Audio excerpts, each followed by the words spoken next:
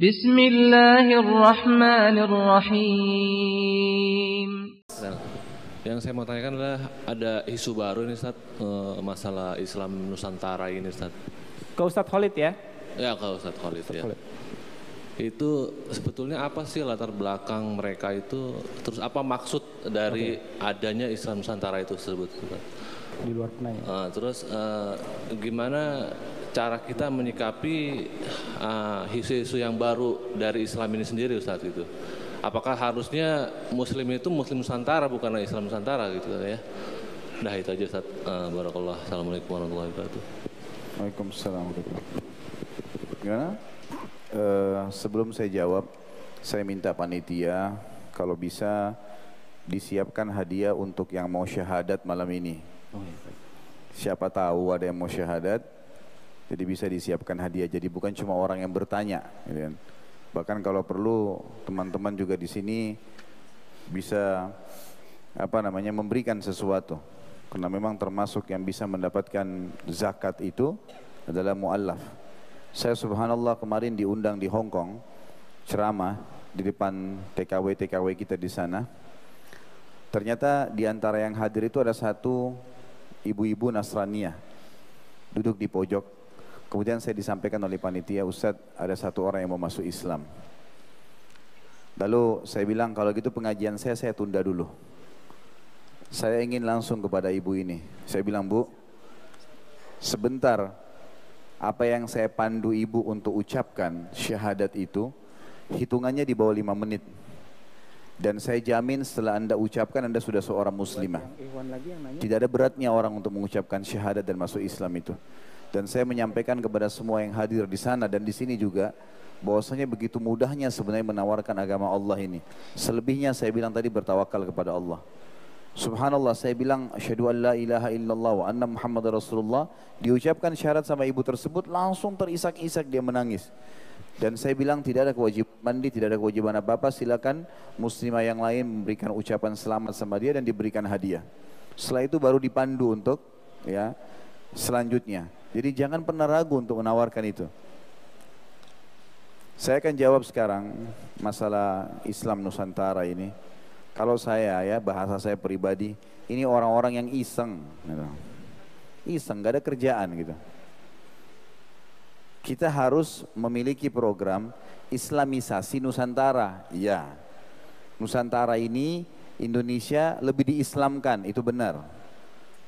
Kalau Islam Nusantara berarti Islam yang mau dinusantarakan, nggak bisa, nggak mungkin. Karena Islam itu memang untuk seluruh alam semesta punya hukum. Semua adat, semua kebiasaan harus ikutin Islam, gitu kan? Harus ikutin Islam.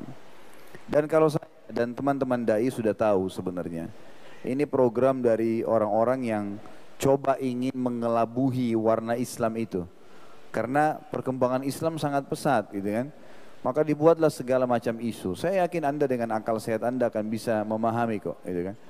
Islam itu punya standarisasi hukum.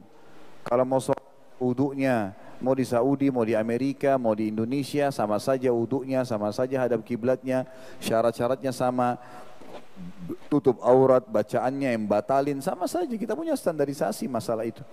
Jadi yang begini-begini nggak usah dihiraukan. Kita punya landasan Al-Quran dan Sunnah, gitu. Kalau saya melihat ini memang peran para dai yang harus meluruskan, gitu kan. Dan ini tujuannya memang untuk mengelabuhi itu, untuk mengelabuhi. Cukup banyak kita tahu sekarang isu yang dilempar untuk merusak Islam, seperti kasus isu terorisme, isu radikalisme, dan seterusnya lah, beragam macam isu itu. Saya punya pengalaman pribadi dengan satu orang teman Katolik, orang turunan Chinese di pesawat. Waktu saya terbang dari Jakarta ke Surabaya, biasa kalau saya lagi di pesawat, saya sering nanya kalau memang itu sesama jenis laki-laki, saya tanya, Bapak mau kemana? Mau ke Surabaya. Asal dari mana Pak? Oh saya dari Surabaya. Bapak agama apa? Dia bilang saya Katolik. Oh saya Muslim Pak dan saya dari Jakarta. Oh iya. Terus kemudian saya lempar pertanyaan. Pak, menurut Bapak Islam itu bagaimana sih? Menurut kacamata Bapak ini. Subhanallah, setengah jam semuanya buruk. Apalagi melihat saya berjenggot begini, mungkin ini teroris nih biangnya itu. Karena cirinya teroris harus berjenggot, celananya jingkrang, dahinya hitam, ini semua ciri-cirinya ini. Perempuannya bercadar pakai jilbab, nah ini semua nih. Yang rajin kalau azan ke masjid, yang semuanya tentang Islam yang benar itu. Itu yang disimbolkan. Orang yang tidak pakai akal sehatnya pikir, pasti berpikir kan, kalau dia tidak pakai akal sehat, oh ini benar teroris. Tapi orang pakai akal sehat, masa sih orang baik-baik kemudian dianggap itu teroris gitu kan? Langsung Islam itu keras, Islam itu begini, Islam itu begitu, beragam macam hal. Saya dengarin aja, saya jadi pendengar yang baik. Sampai setengah jam dia ngoceh macam-macam, udah selesai, sudah tidak ada lagi yang dia sampaikan undang-undangnya. Saya bilang, Bapak udah selesai? Dia bilang iya. Pak, itu kan tanggapan Bapak tentang agama saya. Tapi saya ini Muslim, bisa nggak saya jelasin agama saya? Oh, dia bilang silakan Pak. Saya bilang pertanyaan pertama saya, Pak, karena yang pertama dia bilang Islam itu suka membunuh, gitu kan? Saya bilang gini, Pak, ini mungkin sekalian informasi pada teman-teman kita yang non Muslim. Jadi saya bilang, kalau ada satu orang Katolik yang membunuh, apa Bapak mau kalau saya bilang semua Katolik pembunuh? Enggak Pak. Begitu juga Islam saya bilang. Kalau ada satu orang yang berbuat kesalahan, jangan semuanya. Kalau satu orang ABRI buat salah, satu orang itu jangan semuanya disalahin. Itu kan dengan akal sehat kita bisa tangkap, saya bilang gitu. Dia bilang betul Pak. Saya bilang iya, emang begitu. Karena Islam tidak pernah menyuruh kita membunuh. Apa Bapak sudah tahu dalam Islam ada konsep jihad namanya? Oh iya saya dengar itu yang sering membunuh, digunakan untuk membunuh. Saya bilang bukan digunakan untuk membunuh Pak, itu digunakan untuk menawarkan Islam dan membela diri pada saat diserang. Namanya jihad, itu perang suci dalam agama Islam.